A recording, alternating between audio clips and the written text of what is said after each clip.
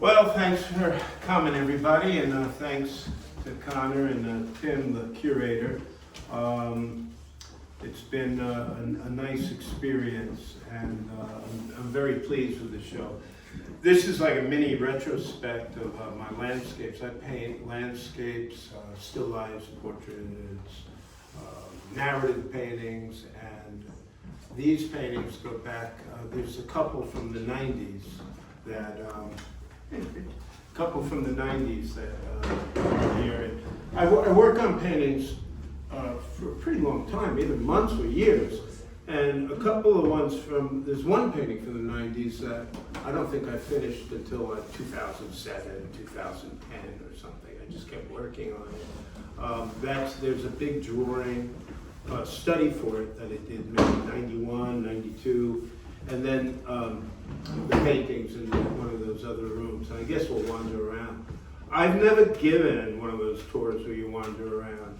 I usually say no, because in a way, everything I have to say about one piece, I probably could just say about the others. But if you have questions, that'll help out. Because the truth is, I've been talking to you guys since around 2 in the morning. And I sat down and made notes, and I went to print it. I was like, holy crap, I have 21 pages. So then I tried to condense it, and I realized I'm not going to look at any of this anyway. So let me think what I was going to talk about. There's usually what I talk about is the formal elements, the structure of the paintings, because the paintings are about painting, and that's what I've always been very interested in. But after a conversation with somebody, I decided they're also about this spiritual environmental thing, and I've never spoken about it because I always felt rather embarrassed. It was like, oh man, dude, bro, it's Mother Nature's vibrations, you gotta get in touch with it. But that's in it. I just don't want to admit it most of the time. And then there's a political side of what I do that I'll try to discuss. I don't even know if I can, because I certainly never talked about that in front of people. Well, so anyway, the formal aspect, I started painting when I was very young. My mother painted a little bit, like some library class or something, and I think I made a mouse with cheese. I have no clue why I did that. And I don't even know, I was 10, 12, but they took me to museums, and I fell in love with art. And I wanted to be a surfer when I grew up. So I studied marine biology and did terrible, because I was more interested in Thoreau and Whitman and less interested in chemistry and math. So I just went to California surfing. And when being a bum didn't work out so well, I came home and I figured I was a talented guy in high school, so I'll go to art school, just get a degree. And then I got hooked. I was just lucky. I was with great people, and they hooked me. I mean, Lawrence Alloway was there, Donald Cuspid, and Malcolm Morley just had left when I got there, and Bobby White. It was just fantastic. So anyway, I wanted to study with Hans Hofmann, and the problem was he was dead. So I had to study with his students, and I made an effort to find a bunch of Hofmann's students, and I studied with them. And one thing led to another. I was dragged to,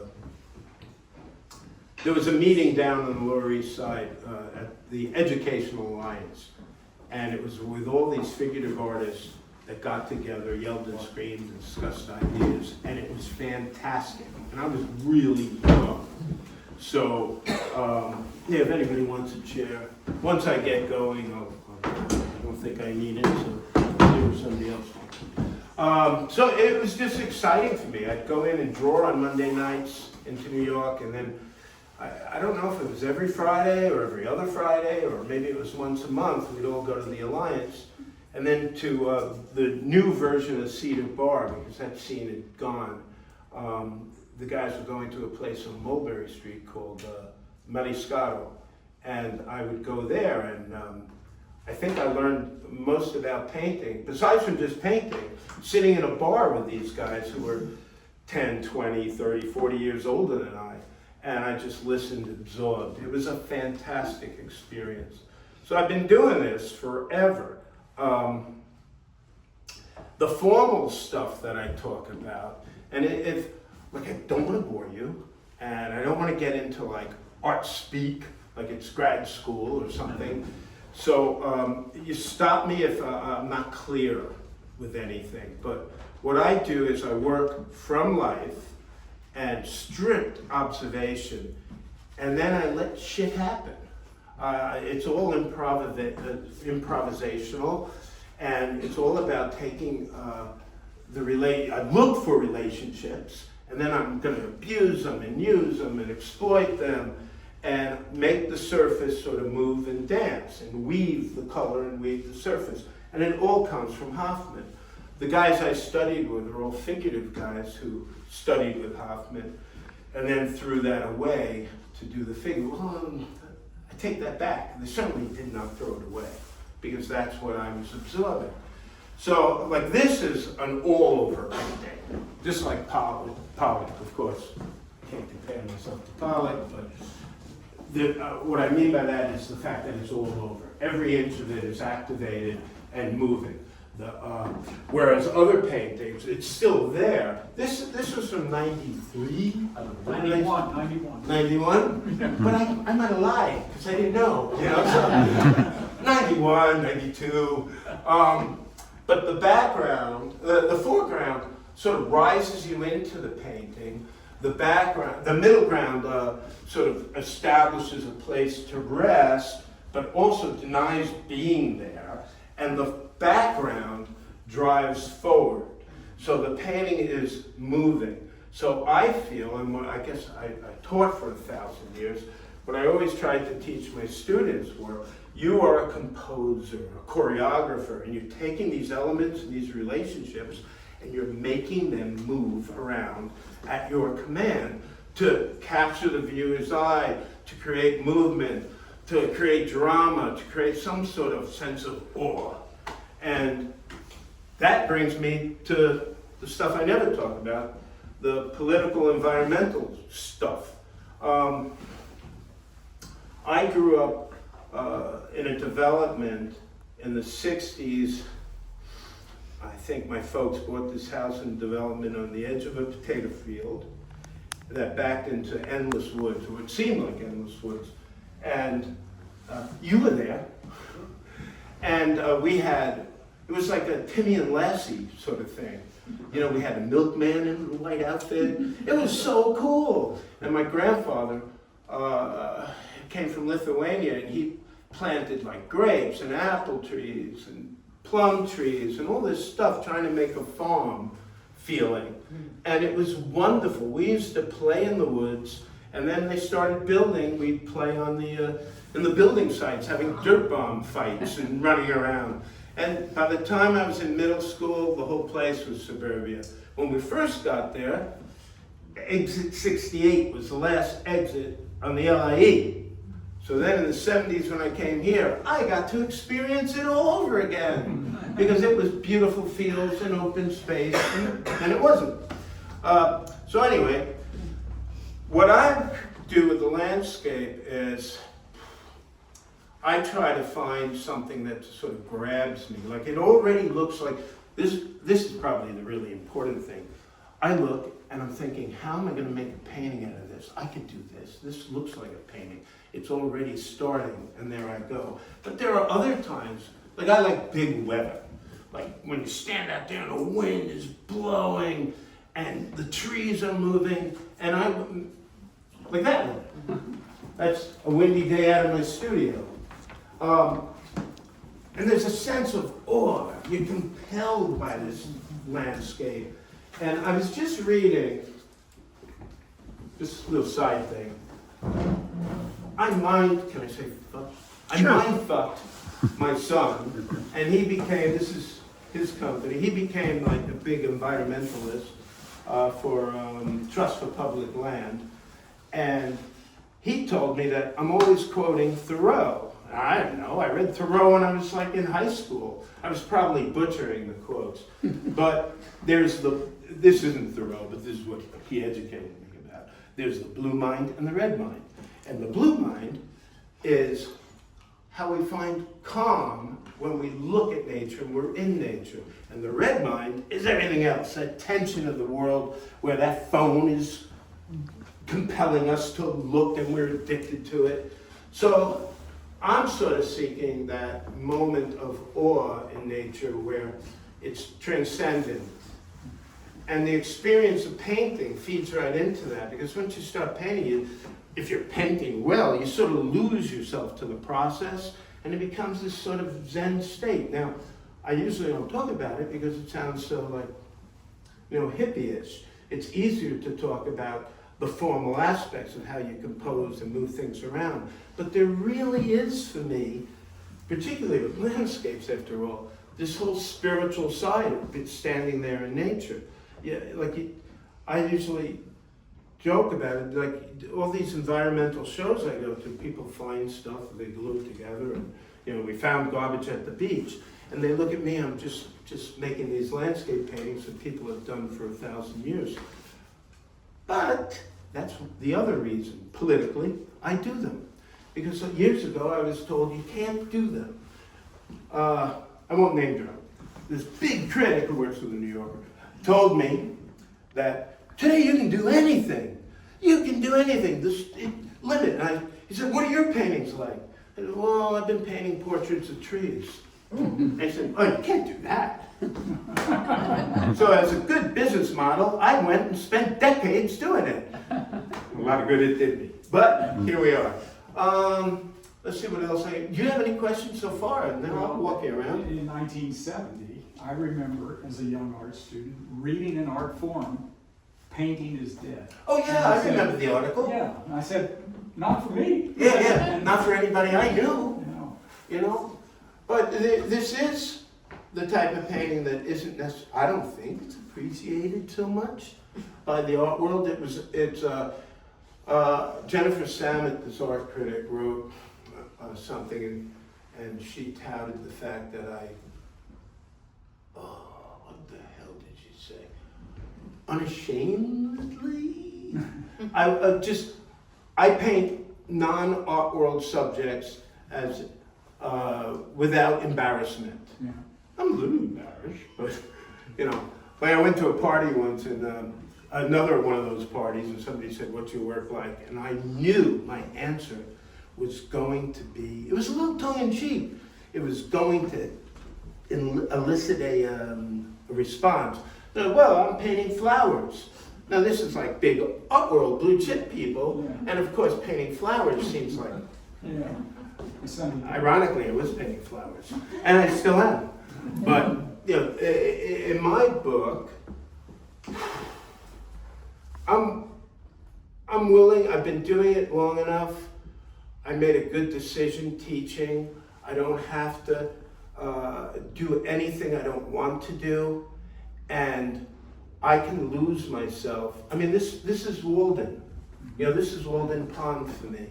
I can lose myself in the whole situation and try to make paintings as great as I possibly can make them. Whether I achieve it or not is another thing. But if I try to be great and I fall short, then I'm pretty good. So I'm happy with that. And I'm always just trying to push myself to make the best freaking paintings. And one of the things about those abstract, I told you, wind me up, I don't stop. One of those things about those, studying with all those guys who are great painters, wonderful. Hoffman instilled in them this eclectic love of art history. The notion that you stand with these guys. Manet, the ghost of Manet is over my shoulder. Velasquez is there. Maybe they don't approve, but I don't feel like I'm here and they're there. I feel like I'm at the bar with them, and I want to be like them, and I want to be better. But those guys, I feel, are my kin.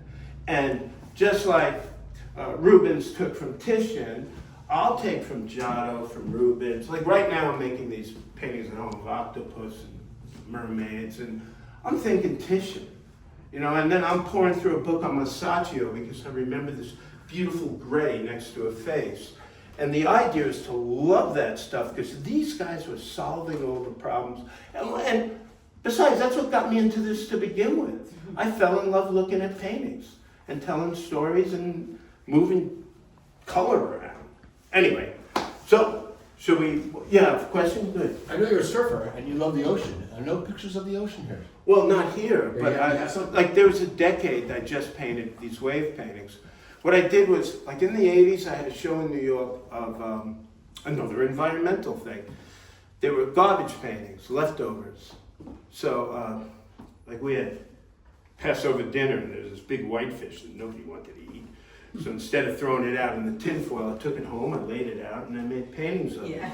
Then we dug clams, and we're out in the backyard and we're drinking Budweiser. What's the can that's white and red? Budweiser, okay, so we're drinking whatever it was, white and red, and I got clams with a little bit of the red sauce, and lemons are yellow, and it's my time to clean up, and I look and go, well, this looks like a painting. So it stood there, and I got yelled at the whole time about the smell, but I made paintings of the leftovers, the debris, the detritus from dinner, the compost. Oh, I remember what started it. Was, and some of you guys might remember this, there was a garbage barge headed to like Guatemala, and Guatemala said, we don't want your garbage anymore. So the garbage barge couldn't find any place to go. Now I don't know why I thought that was funny, and I also thought it was telling, so I just made a bunch of paintings about garbage. And that led to... Is that considered politically incorrect? Well, I don't know. No, I think it was probably right in there, you know, what you're supposed to do, you know, or one of the things you could do. But that led, I'm going back to your question, I got sidetracked. I've been talking to you since 2 a.m, you know. I started to get all heads of fish, like my own fish. I'd fillet them and then we'd eat them and I'd paint the carcasses. And then my buddies, some surfers and Montauk fishermen, gave me swordfish heads that I put on sticks at the beach, and I painted them like these icons. And I made like these sort of religious things. And the background was the ocean. And then I just, after 10 years of that, you know, you're ready to move on. So I started just doing these wave paintings. And they were pretty much the background of my paintings that the still life, well, the figures just disappeared from. So I spent around 10 years making waves, like dry ones with sand in them, you know, a whole different thing. So I guess I make a lot of freaking paintings, but because some of these are from the 90s after all. So, oh, that's another thing. I paint in series, and I always seem to go back to the same themes. Like when I paint a still life, I'm still sort of painting paintings about sex, paintings about death, the garbage of a dinner, compost, you know, and they probably have a different quality than the ones I did in the 80s, but you know, it's still, in my head, it's the same theme. You get older, you know more, you know different things. Sometimes I think I know less, like there's this painting and the one around the corner, I looked at and went, I was good then. Damn. Well, yes. People? Yeah. Oh, yeah. Well, when I started in New York, I was a figure painter. It was narrative paintings. And when I was showing in New York, it was narrative paintings. And there was I had a gallery called Gotham Fine Art. I had a couple of shows there. My wife even had a show of her photographs and group shows. I think I only had one-man show there. But he was doing a big show in Florida, and that was when Studio 58, 59, 56? 54. Okay, one of those. I was never there. But it was a lot of coke. And another thing, I have a lot of vices, that was never one of them. But he was a cokehead, and his fancy friends were all cokeheads from Studio 54. And he picked up the paintings, and I just thought he was all drugged out. In retrospect, I think it was sort of like his plan to have the truck disappear, because I had 2 years worth of narrative paintings were stolen. And one of the reasons mostly people see my landscapes is because there was a fellow named Ron Pisano. I think he was. Great guy. Yeah, and I think he was the director of the parish. He was, and he's put together the catalog resume on Chase. There you go. So he also made this book called 20th Century Long Island Painting, and I'm the youngest guy in it. He called me up, he wanted one of my narrative paintings for a show, and I said, well, they were all stolen. Did you see the article in the Times? And we talked a little while, and I said, all I have left is like still lifes, portraits, landscapes. I had this old school idea that these big narrative paintings were the important things, and the other things were just like exercises. They were important, the way Constable's little sketches are like thrilling, but the big machines were, in his eye, the real deal. So he said, send me a couple of slides, which, some of us remember those. Yes. So I sent him some pictures, and he put me in the book. And then I started getting calls, do you have a painting, do you have any paintings you could send us? And I started getting in these landscape shows. And I never stopped doing the narrative paintings, but I sure slowed down, and Can you tell us, I don't know, forgive my ignorance, I don't know what a narrative painting is. Oh, now they tell stories, they're figurative paintings. See, it was a thing in the 80s or late 70s. My work has been called painterly and narrative, and I'm trying to think what else. And I don't know, realist, painterly realist, contemporary realist. It depends on the fashion. It's the same stuff I do, but it's who's ever in charge, They never called me avant-garde, damn it. So, I don't know, should we walk around? I think you're looking back at what you have a great sense of art history, and you're doing. My teacher used to say, "Art's making old things new again," and you are. Well, it's all been done before. In a sense. Well, I've had friends of mine say, the painters, said, landscapes. People have been doing this forever. Every little old man, little old lady in some library across America is painting landscapes. But they're also painting abstract paintings. Yeah. They're also doing found art sculptures. There's nothing new anymore.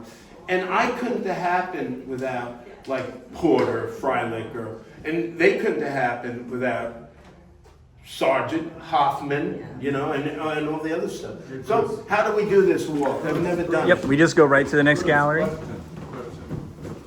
Are these, my ignorance, but are these plein air paintings, or are they out of your head, or are they over? Oh, that's a great question. Can we talk in the other room? Sure. So I'll do what I'm supposed to do. And feel free to bring chairs with you. I have chairs in a few different rooms spread around, but Walter, you're gonna have to remind me of that question, because it just went. plein air versus Oh, okay. out of your brain. I'll wait for everybody, like you schooled me.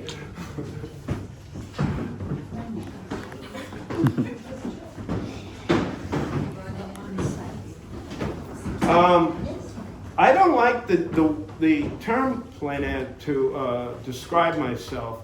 I might have used it years and years ago because, historically it's the actor sitting out there, blah, blah, blah, blah. I'm a direct painter, and it's come to be something for me that seems, I don't know, tired. So what I do is, I guess I'm doing it. I always say I'm working on site, I'm working from observation, strict observation. I'm really trying to get it real. But as it develops, shit happens. And I use it. And then I take it in my studio, and I'm further exploiting the accidents and letting things go. And I lose myself sometimes with there's a drip, and I go, wow, that sounds cool. And I've learned to leave stuff alone. Because in the days when I always painted outside, like religiously. I'd bring the painting in, Marilyn's calling me for dinner, I'm all sweaty, dirty, covered in paint. I look and go, oh, I suck. And I scrape it off. Well, I've learned if I leave it alone, after dinner when I come back to clean my brushes or mess around with them or I turn the lights on, I go, whoa. Yeah, because if you're comparing it to this thing that we can't create, that's this like cosmic power, we're gonna fall short. But then when you gain a little like aesthetic objectivity and you look at it, you can measure it against painting and measure it against itself instead of the gods. Yeah, but were these canvases taken outdoors? Oh yes, that was your question. You've been outdoors. Yes, I paint outside. On some easel. Yes. In the middle of the woods. Yes. Or in the middle of somewhere. Yes, And exactly. then you pick the canvas up and the easel and you go back to the house. Well, what usually I try to do is leave the easel there, Yeah. unless my wife yells at me, it's been there a week, you know. But I take the painting and I put it on the easel I have in the studio or on the wall. And I think about it, work on it. And sometimes I hit a stone wall. And then it's like, I go back outside. I'm also really conscious of the time of day and more the weather. Like if it's probably the surfer fisherman in me. Yeah. Because I used to paint when there weren't waves. Now I'm old as dirt, and so surfing, it's like I want to be in the water for 5 hours and then go in again. But I'm good after an hour. I'm lucky I can still paint when I get home. You know, I'm lucky I get off the sofa. So what I'll do is I'll look for a day when, and sometimes I'm racing against, like right now, we know any minute everything's going to explode with green. You know, and I have paintings I'm trying to finish.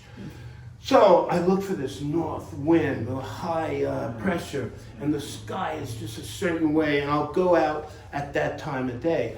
But then again, on other times, I don't care what time of day, and you could walk around and go, how can that shadow be there? And then it's also there, like the light source will change. But I'll do that sometimes because I want an angle headed this way. And I don't care if 10 in the morning, the shadow is really this way. I don't care. You know, I need this shadow headed that way. You want it to serve the painting. Yes. Do you ever just keep a painting that's on plein air and you don't go back in the studio and I rework probably it? do. Have you had Like, some there's this guy, I'm going to name drop. No, I won't mention Leonard Anderson's name drop. Well, we used to laugh about this because there was paintings, you either finish a painting in like 3 hours, or 3 days, or 3 months, or 3 years, or, and that's, I don't really do the 3 hour thing anymore. I don't know if I'm just not as good as I was, Oh, you or think maybe that- I'm better. And, That's it's like, I'm not satisfied with Because the in 3 a way, hours. a 3 hour painting, in a way, to me, if it's good, you kind of have to trust it that you kind of got it in those 3 hours, as opposed to having to go back and rework it. Because sometimes Yeah, that's like and- a horrible thing to do, have to rework something that maybe is precious. Well, I don't, I suffer from that because who doesn't? Like, I'll have paintings sitting around that I can't bear to mess with because painting sucks. It's not done, but this passage is so good. And then eventually, like now, I'm tripping over work. So what am I doing with it? I can't sell it. I can't show it. I'm not even going to hang it on the wall. Should I heard a story that Cezanne did this. I don't know if he did. Should I just cut this cool section out? Mount it on some board and call it a day and throw the rest out? But then sometimes I take it and rework them. But I'm at a point now where I want to have a burning party or a yard sale. Okay. $100, any painting, you've got an hour. I don't know what I'm going to do with it, but I need more storage, so. Let us know what the show is. Yeah. Bruce, Hey, Debbie. do you ever take photographs of a scene that you can't come back to because the light has changed? No, I Ever? can't work from photographs. Oh, And I love photography, right. but I've I hate paintings that smell like Yes. a They photograph. don't move. No, but just, I mean, To use it as a reference, I can't do it. I wish I could. What I do is narrative paintings. I'll, like, remember the day when there were magazines in the dentist, doctor's office? So I'm working on a big barroom scene, and there's a liquor ad, and there's some, like, hot little couple sipping bourbon in some shadowy thing. Whoa! Nobody's looking. Rip that out, and they become like in the background of a painting, some fuzzy little thing. So I'll use it as a drawing tool once in a while. I end up, once I'm working on big paintings like that, like these octopus paintings with the mermaids, I've got all these books of Titian and Degas all around the place because I'll steal a figure from somebody. You know, I'll do that. no, when you're painting something plein air and then you leave, you No, know, I don't paper do photographs. fairs, I the don't light like it. changes. I can't do it. I wish I could because it seems like it would make sense, it'd be easy. Right. And like, I went to Larry, I won't mention Larry Rivers.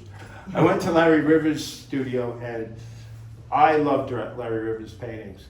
And the ones he showed me, I didn't love. I love them now, so maybe the problem was me. But he was showing me these paintings and said, and I used photographs from this, and you can't tell. And I'm thinking, oh yeah, I can't tell. But I could tell, and I hated them. And now they don't look so bad.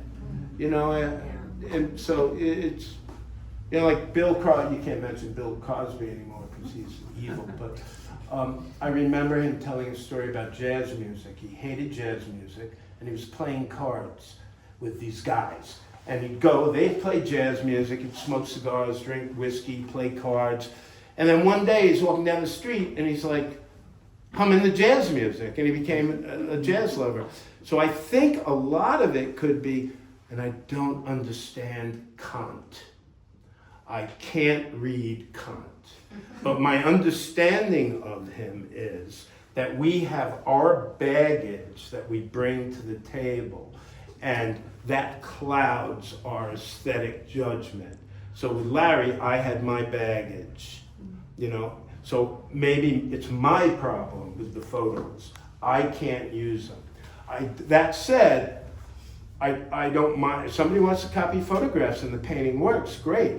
But there's always a danger of the distortion of the camera, which nobody else will care about, but I care about it. It doesn't look like the structure of a painting to me. It doesn't look like you should do that. It could be my teachers.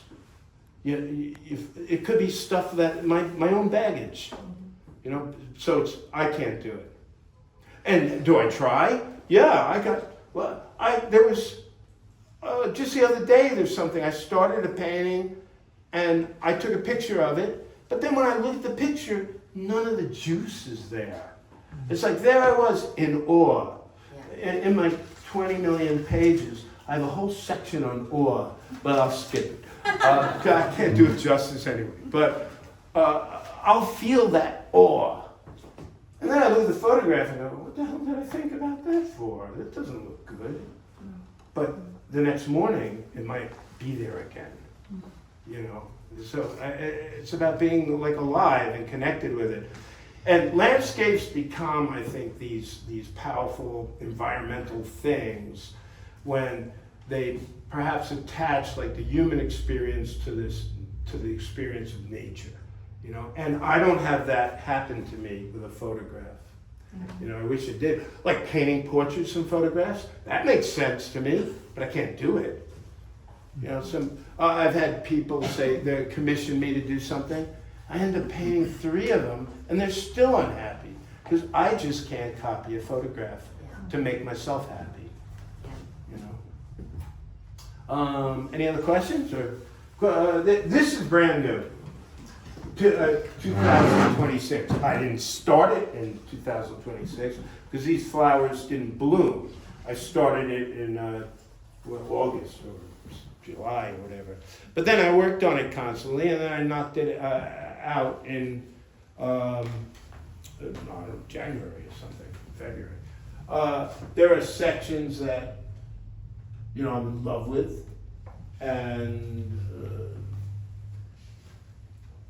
You didn't sign I call it done. I don't sign anything. 'Cause, somebody made fun of me, some very, very famous person. Oh yeah, well maybe in 1912, you know. But some big shot came over. He was very, very nice, and he sort of, I could tell he was making fun of me because I signed my work, because he signs it in the back, or he wasn't, but his assistant later said, Roy thought that was quaint or cute or something. So I never did it again. You know, every once in a while I think I'm Rembrandt and I'll like scratching him with the back of my brush. But I once sold this painting and I had to go all the way back to Great Neck or wherever the hell she lived because she said I didn't sign the work and she really wanted me to. And it was a lot of money, so I figured I'll sign it, I guess. So I went up there. This is before I stopped signing. And I went up there and I had my little palette with me and I'm all set and go, there it is. I already signed it. You know, just couldn't read it. I've had people call me up because, you know, there's a drip in the painting.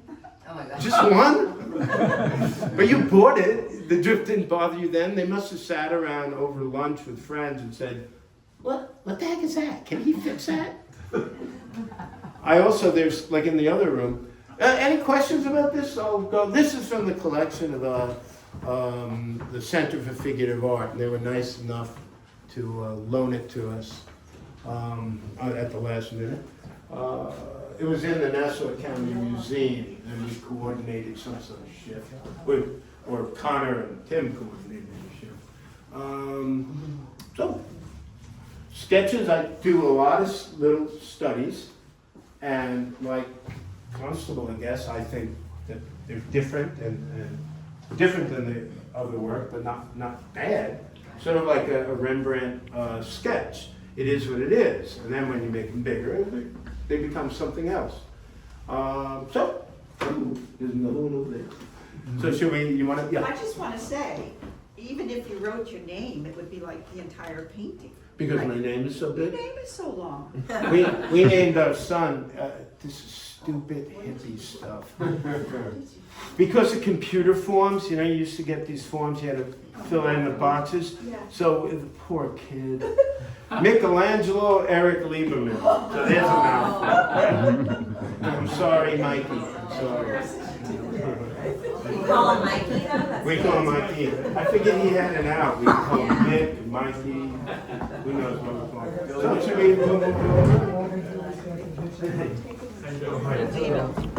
Tara. Lauren. Lauren. Oh wait, Lauren. Hey.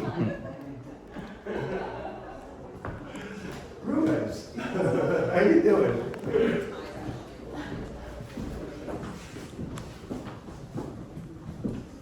Here, Bruce, you want to stand right here? Oh, you want me here? Yeah. Okay. That'd be good. So here's another old one. So I'll let everybody come on in.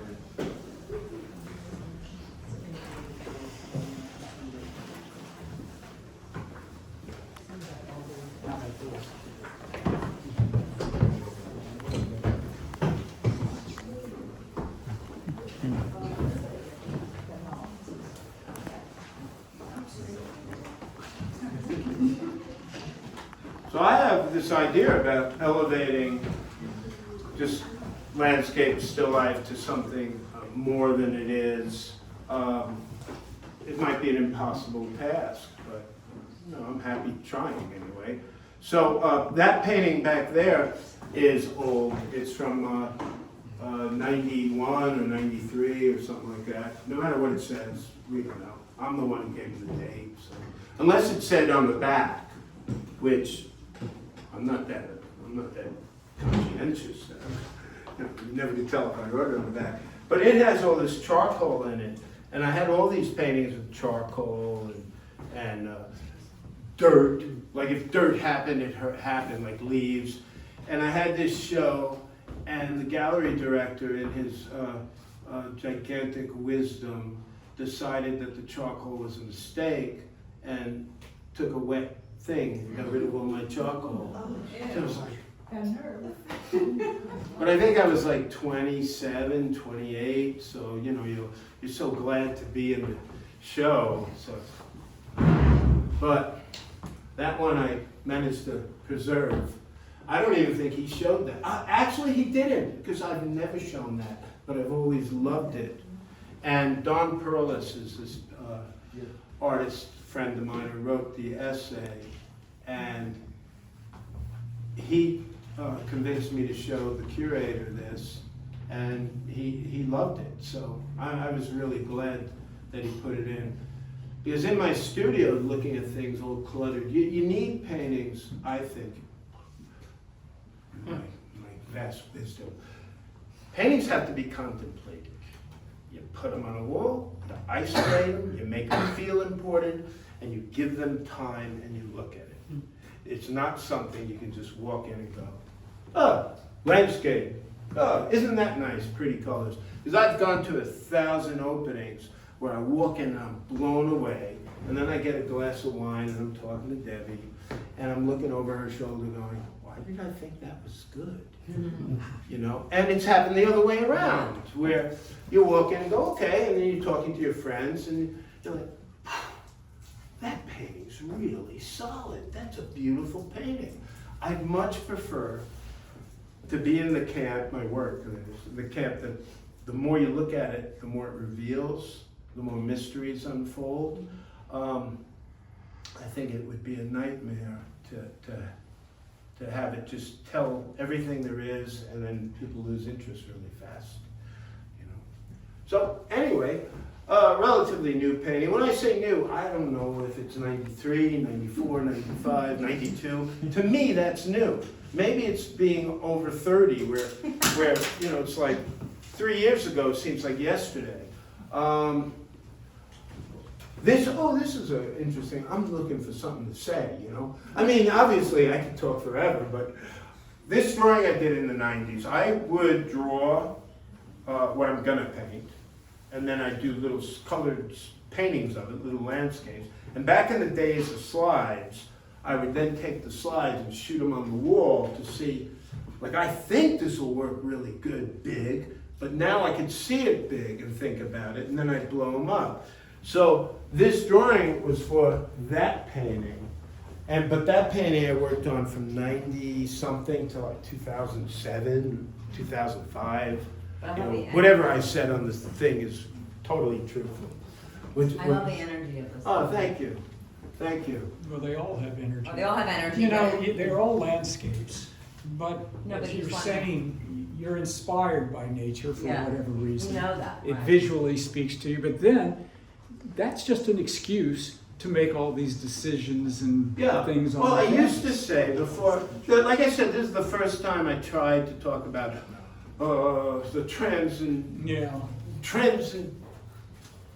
dental state that you get from being in nature and going slow and letting everything drift away, except, you know,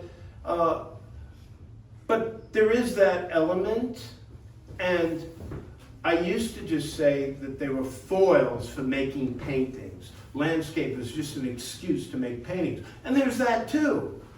So their paintings, probably everybody's paintings, are about more than one thing. You know, when I used to teach photography, and I'd have an assignment like texture, and they'd say, "Oh, look, this has texture," and I would always say to them, "But the photograph isn't about texture. The photograph is about the girl. It just so happens she's wearing a fuzzy shirt that has texture. It's not about texture." So I guess you try to make paintings more interesting by having them multi-dimensional. Like it's sort of like if it was a still life show, and I'd say this still life is about sex, Right. and you'd go, "Why is it about sex?" And I worked on it for 3 years. I don't remember, to tell you the truth. But I wrote on the back, you know, it's like I'm painting this big painting. I've been a Homer fan. I've read probably every translation of the Odyssey. So can I pronounce anything? No. You know, so I'm working for several years on this painting about, and I won't do it and embarrass myself, the clashing rocks and the whirlpool. And at the time, I could pronounce those names. Now, it's syphilis and chlamydia. And I just don't remember. You know, it's like, I'll come up with a great, why'd you put that there? There is a good reason. It's just 5 years later. Now it's all about the formal qualities of the painting. Well, that's the thing. You obviously love paint. And you can just, and this is one of those, well, so many of them are. I just happen to be standing here. When you look at it, and the more you look, the more you see, and there's just this great warm and cool thing that happens, and these great, that's, how many different colors do you have in that one shadow? It's because you just keep, you love paint. Thank you. It's great. I mean, it's there about, that's why you're a painter. I actually, there's a and lot that's of what I meant about the surfing. excuse. You love what you were looking at. That was the impetus that then drove you to make this. But because you really love painting and making marks, you just love the intrinsic quality of paint on canvas. I admit it. I do. I can't disagree with you. But there's something, having a bunch of old surfing buddies here today, it's and my 20 pages condensed. Growing up, being a young surfer, I was surfing since I was 10. I was also involved in art, but it was all the things I did when I wasn't surfing, you know?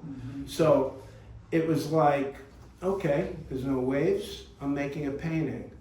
And I don't know where I'm going with this. But something you said triggered me where I felt like, yeah, I love painting, but it also was just being sort of in love with being in nature. You know, it was my escape, but I was trained as a painter. And then you fall in love with it as you go, I must have loved it, but it's like breathing to me. You know, I can't, it's much easier for me to teach painting. Like if I walk into a room, all right, let's just get started. And then once it's started, all of a sudden like, oh, I remember I could tell you that. You know, because it's just like, Right. Second nature. you know, there's nothing romantic about it to me any longer. Right. The romance is nature, you know, but it's like I have friends who say, oh, it's so cool that you're a painter. I'm thinking, yeah, you don't feel so cool. Is it cool? You know, it's just something I've done since I was like so young. Well, You know? you decided not to be a marine biologist because Yeah. the same thing happened with me. I was thinking of forestry when I went to college because I've been to all these national parks, because my father had a sabbatical and we were living in Rocky Mountains, you know, going around all these great national parks and all out west. And then, but once I started taking those chemistry, I just realized what I Yeah, really it was like was you're a drawing and poet. painting. Not a scientist. Yeah. And I was escaping my family in suburbia. You know, it's like I'd wander in the woods because I wasn't there getting told to mow the lawn, pick up the garbage. You know, when I was at the beach, I was free. Yeah. Well, if there aren't any questions, I'll go any way you want me to go. Yeah, what I also like, and the ones I think I like best, are when there's this sort of architectonic element against the organic stuff. I like that, like what's happening with the swing set, and then you've got this inverted tree, so you've got this V shape. And I know, I sort of like it too. I almost wish they stopped building more houses all over. Yeah. And then, of course, the big That's a effing tree in that other room. Yeah. I just love that structure with those garages and the house. And Well, I had moved I got my first teaching job, and I moved from Bridgehampton to Babylon. And it was like going back to Old Bethpage where I used to live, you know? So there I was painting suburbs again, you know, if I wasn't going down to the beach. But, you know, and pulling the paintings out, I miss it, because it was a fun device. Like having a black and white dog. yeah. You know, you throw them into the painting and it helps the painting work.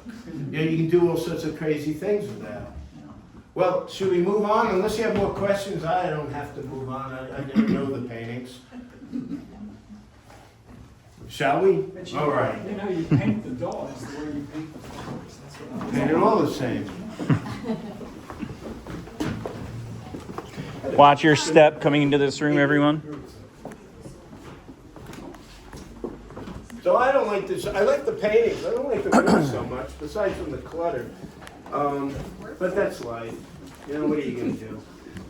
I could have said, no, I don't put anything in this, but I get greedy. And I particularly like this green wooded painting. I love it because up close it just looks like a total schmoo. You know, like my son when he was little would come in my studio and say, it's blodgy. So that's our joke nowadays.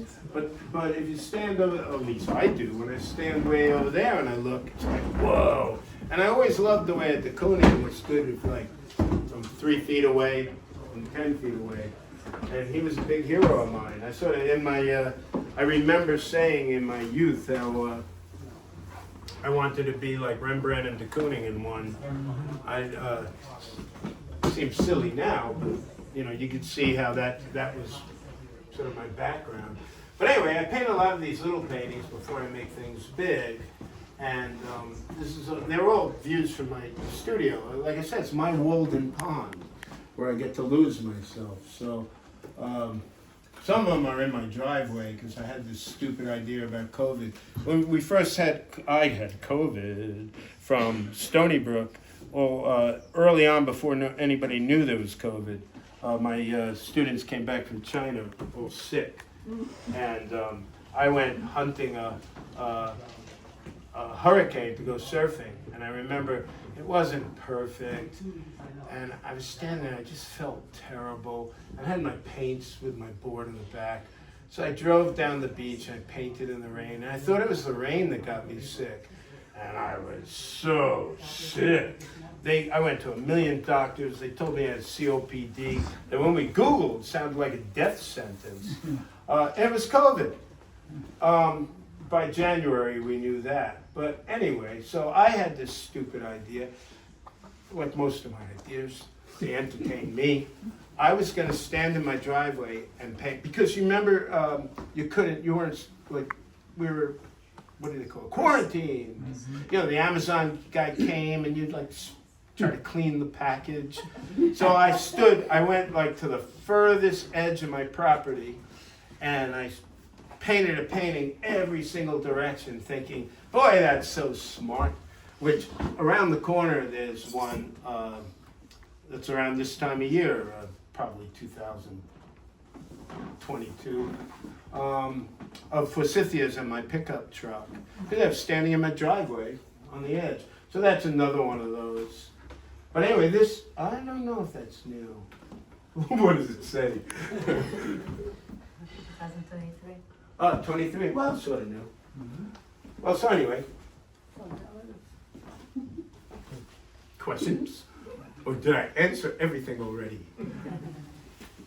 So in the next bunch of rooms is a really old painting that I just love, that I worked on for, I don't know, 10 years, 20 years.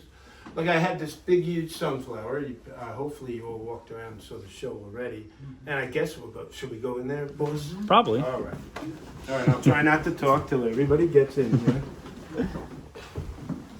Is it this one over here? Yeah, and this is a brand new one.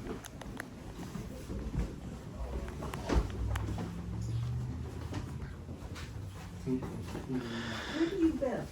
Watermelon. You're in Watermelon? Watermelon. You mentioned Alloway and Robin White. Did you understand? I did. 70s.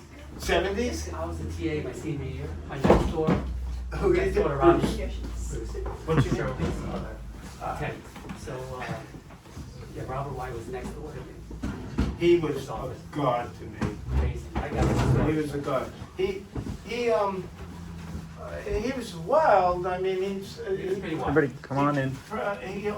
I'm surprised they didn't fire him by today's standards, because we would drink. I laugh because I know the story. Yeah, He always had a bottle But with he his was- bottle cabinet. brilliant. And he's the one who introduced me to Ressica and George's, and he set it up. It was like, I studied with him forever. I was his TA. He taught me how to draw. He taught me how to think. He was the one introduced me to all these poets. He was wonderful, wonderful, wonderful. And then he said at one point, Robert White, and he was a great sculptor. His competition at the time was Richard McDermott Miller, who was pretty powerful, but I thought that Bobby White, he showed at Graham Gallery. He introduced me to Robert De Niro Sr., who I was like, he was my hero. Stanford White, right? Yeah, Stanford White's grandson. But anyway, so Bobby introduced me to Paul. He called Ressica, and Ressica didn't answer. And then he called George's, and so he sent me to study with George's. And funny story, my wife and my mother said, "You can't bring that. You can't dress like that." So I put a little jacket on. They were like, "You can't bring that art," and they put this stuff in there.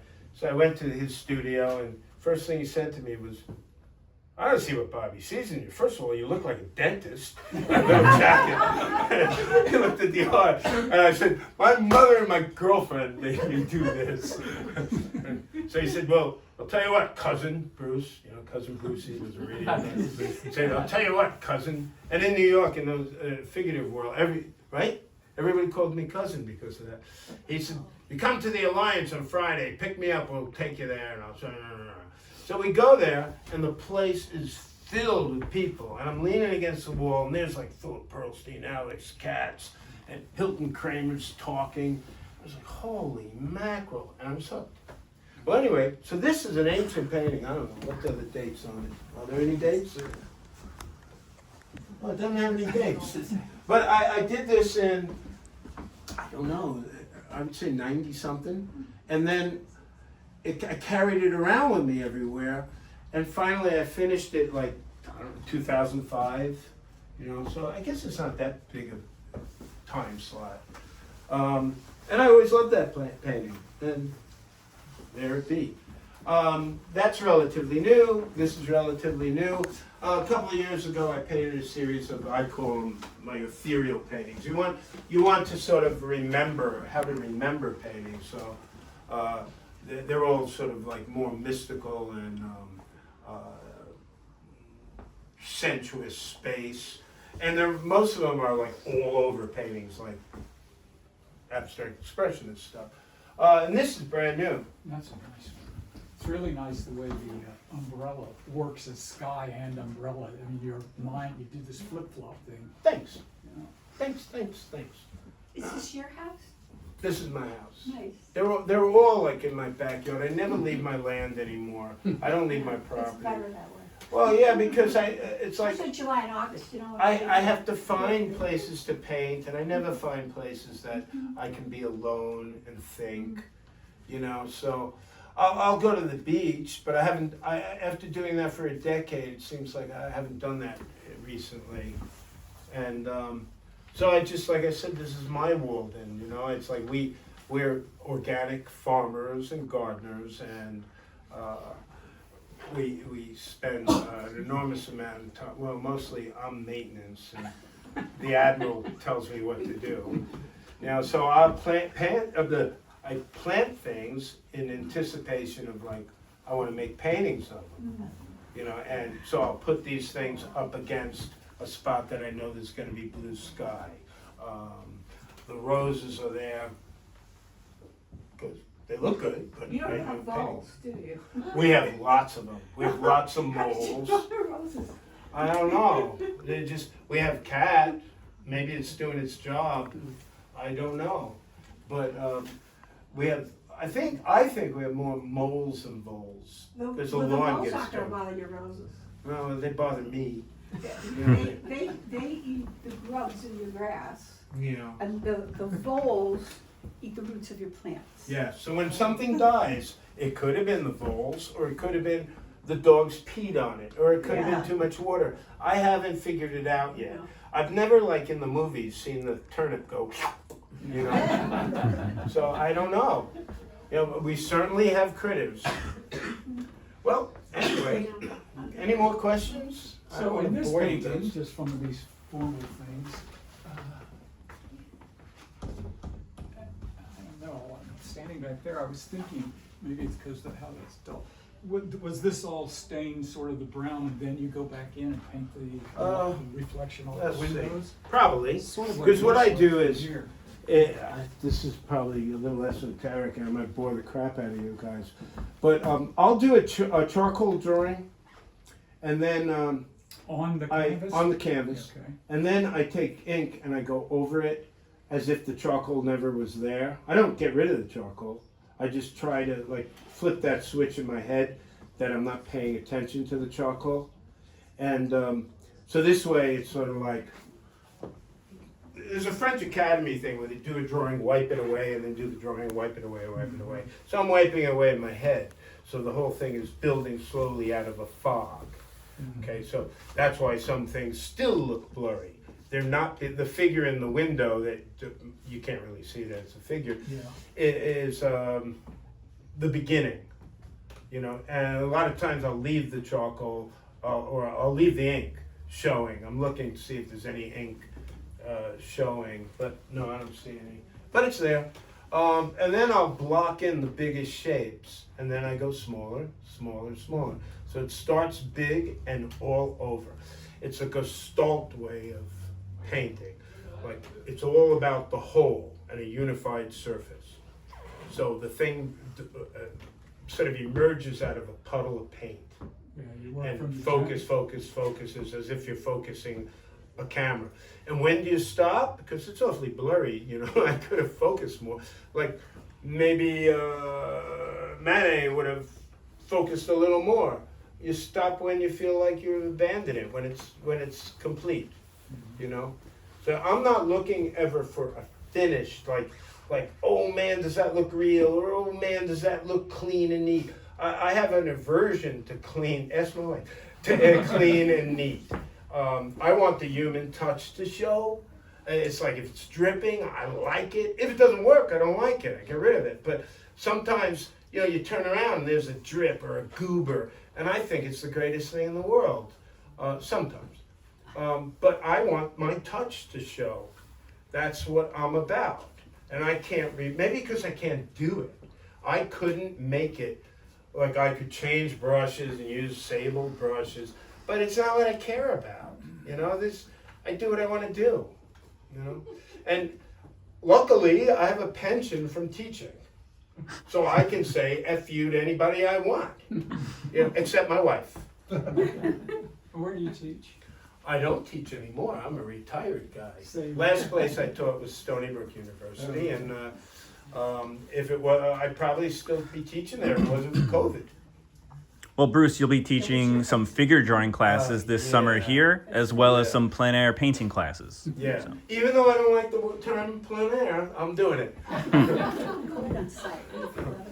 Say what? Just call it on site. On site. Yeah, on location. Yeah, you say it on Direct French. painting You say on outside. site. Well, up for any questions. There's one more room you can poke in there, but I don't want to beat a dead horse. If you go to the next room, you'll see another drawing, and you'll see another rose painting. And, well, I guess we might as well, right? Yeah. Right, boss? Yeah, We 5 might more as minutes. well. Good to see you. Good to see you.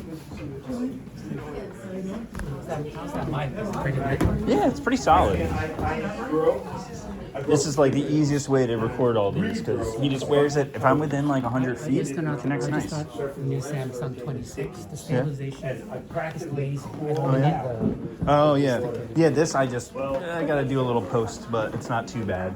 I should probably get like a better stick, but the game is not great to trade this S26. Yeah. So stable. huh? You reminded me when I was a young art student, just graduated from college and at Benson Gallery. And this group of artists, at that time, people were like a big deal. The Queen showed up, or Larry, his best friend. Yeah.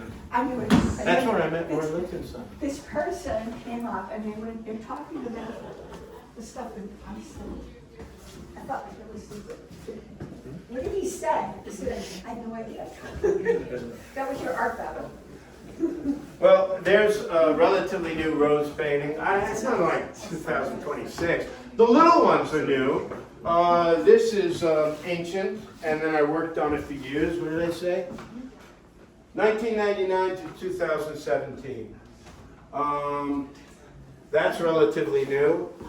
And I do a shit ton of drawings, and I'm usually too cheap and lazy to frame them. So this inspired me. Now I have to go frame a bunch.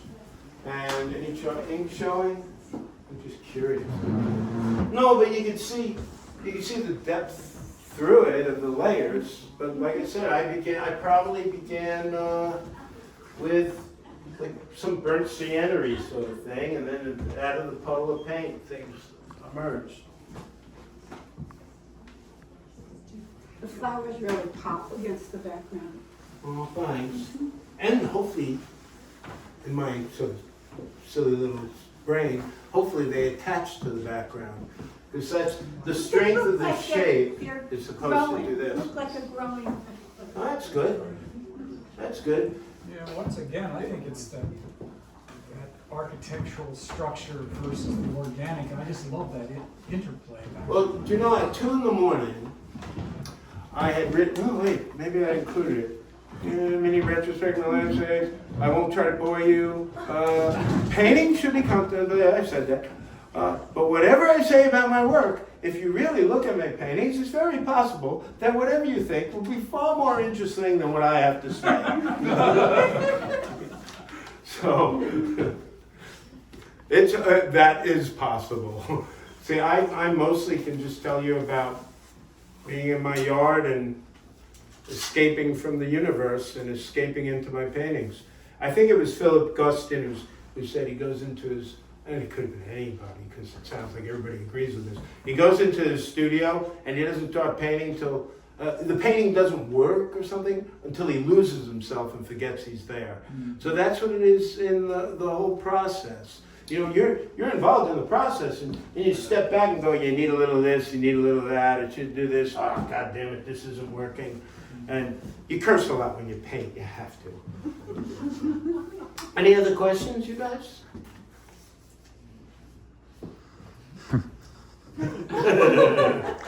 Well, thank you, Bruce. All right, thank you all for coming. At least I wasn't just talking to myself.